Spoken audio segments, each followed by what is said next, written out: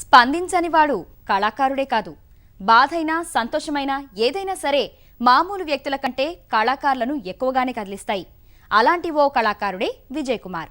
మహానగరానికి Hudhud చేసిన మానని గాయాన్ని క్యాన్వాస్పై చిత్రించాడు. మనిషికి భవిష్యత్తుపై ఆశ ఉండాలని ఉద్బోధించాడు. తాను గీసిన చిత్రాలతో వచ్చే సొమ్మును సీఎం సహాయ నిధికి ఇచ్చి ఓ కళాకారుడిగా తన రుణాన్ని తీర్చుకుంటానంటున్నాడు ఈ విశాఖవాసి.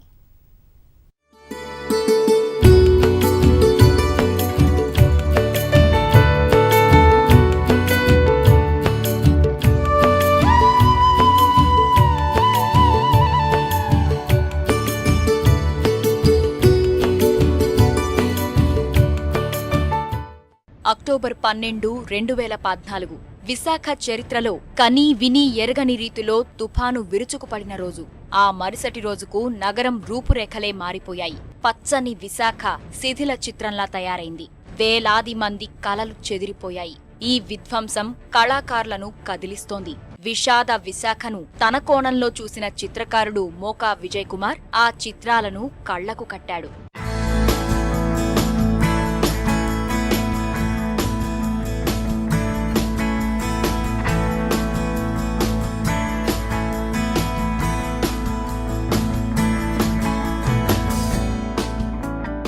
తుఫాను సృష్టించిన బీభత్సానికి నష్టపోనివారు లేరు. కూలిన ఇళ్లు, రోడ్డున పడ్డ పేదలు, నేల కొరిగిన వృక్షాలు, ఇలా ఒక్కో అంశం నేపథ్యంగా విస్తృతమైన విషయాన్ని చాటేలా మోడర్న్ ఆర్ట్ విధానంలో చిత్రాలను గీశాడు విజయ్ కుమార్. చెట్లు, విద్యుత్ ప్రమాదాలను ప్రభుత్వం ఎలా అరికట్టగలిగింది, తుఫాను ధాటికి సర్వం కోల్పోయిన మత్స్యకార మహిళ పరిస్థితిని చిత్రాల ద్వారా వివరించాడు.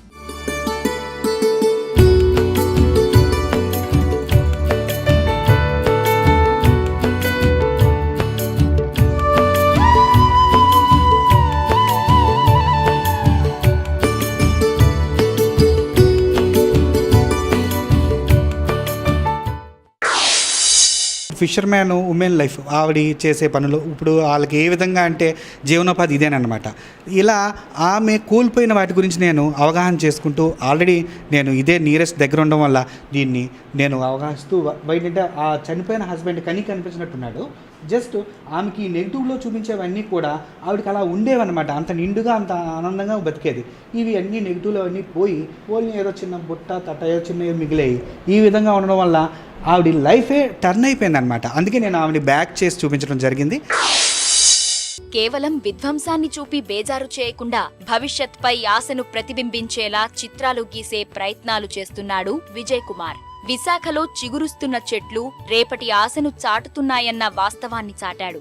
మొక్కలు మనకెంత భరోసానిస్తాయో చిత్రాల్లో చూపించాడు విజయ్ కుమార్.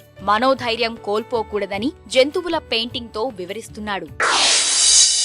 ఇది వీటిని బేస్ చేసుకుంటూ నేనేం చేశానంటే యానిమల్స్ మీద వాటి మీద షాడోస్ చూపించాను. అంటే లైట్ అండ్ డార్క్ షాడోస్. ఇవి నీడలు అన్నమాట. నీడలు మనకి ఎలా వచ్చి పోతూ ఉంటాయో అలా ఈ విపత్తులు అనేది రావడం కామన్. కానీ వాటిని మనం వాటిని భయాందోళనగా తీసుకోకుండా వాటిని ఎదుర్కోవడం అనేది మనం చేసుకోవాలి అని చెప్పేసి, బతకాలి అని చెప్పేసి ఈ విధమైన టాపిక్ అన్నమాట.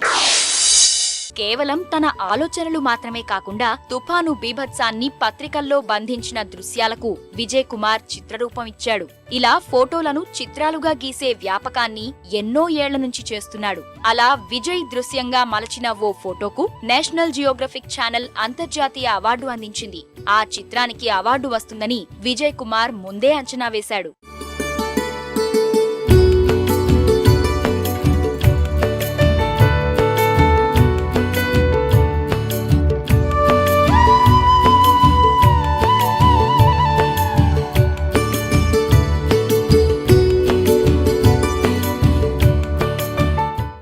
విశాఖ బీచ్ రోడ్డులో ఉన్న విజయ్ కుమార్ ఆర్ట్ గ్యాలరీ అనేక అద్భుతమైన చిత్రాలకు వేదికగా నిలిచింది.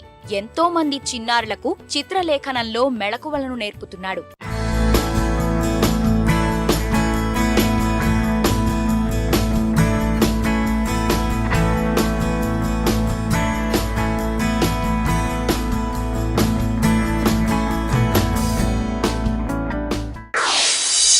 నా నా తరపు సహాయం ఏ విధంగా ఉండాలి.